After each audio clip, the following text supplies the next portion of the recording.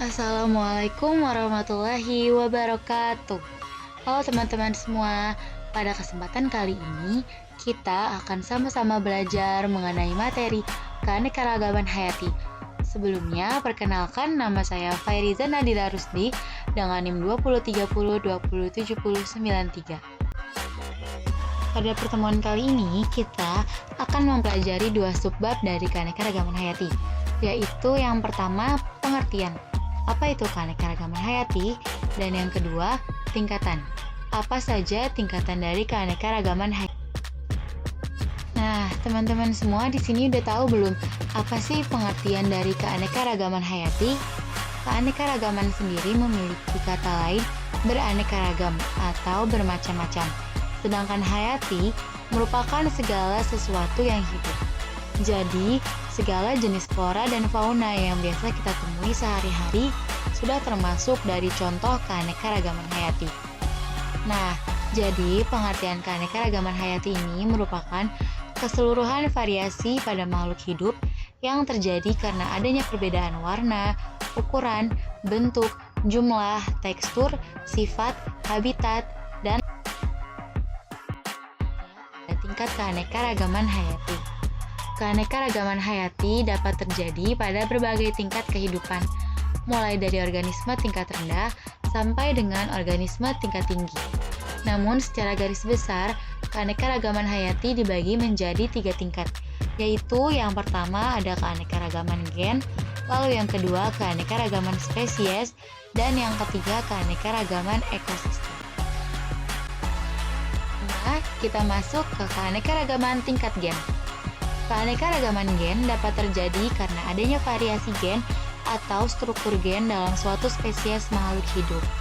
Nah, keanekaragaman tingkat gen ini terjadi pada satu spesies dan satu jenis yang sama, atau biasa sering disebut juga varietas. Sebagai contohnya ada bunga mawar. Teman-teman di sini pasti tahu kalau bunga mawar memiliki banyak sekali jenis warnanya. Ada yang berwarna merah, pink, putih, dan lain-lain. Nah, padahal mawar ini termasuk dalam satu jenis yang sama, tetapi warnanya berbeda. Hal ini diakibatkan karena adanya variasi gen. Contoh selanjutnya yaitu ada kucing. Kucing juga memiliki banyak sekali jenis. Ada kucing rumahan, kucing anggora, kucing hutan, kucing Persia, dan lain-lain. Warna bulu dari kucing juga berbeda-beda. Hal ini diakibatkan karena adanya variasi gen dari kucing. Kita masuk ke keanekaragaman tingkat spesies. Keanekaragaman ini dapat ditemukan pada komunitas atau kelompok berbagai spesies makhluk hidup dalam genus atau famili yang sama. Sebagai contoh ada hewan singa, macan tutul, harimau, dan juga kucing. Mereka merupakan jenis hewan yang berbeda habitat dan juga tingkah laku. Tetapi mereka tergolong dalam famili yang sama, yaitu famili Felidae. Lalu contoh selanjutnya ada pohon kelapa, pohon palem, dan juga pohon aren. Walaupun jenis dan spesies mereka berbeda, tetapi mereka masih masuk ke dalam satu famili yang sama, yaitu famili Arachnida. Kita masuk ke keanekaragaman tingkat ekosistem. Keanekaragaman ini terjadi karena adanya perbedaan letak geografis yang menyebabkan terjadinya perbedaan iklim. Sehingga jenis flora dan fauna yang menempati tiap daerah pun menjadi berbeda. Nah, keanekaragaman tingkat ekosistem ini terbagi menjadi 2, yaitu yang pertama ada ekosistem darat dan yang kedua ada ekosistem perairan. Contoh dari ekosistem darat. Yang pertama ada ekosistem hutan hujan tropis, wilayah yang beriklim tropis dengan tingkat keanekaragaman yang tinggi.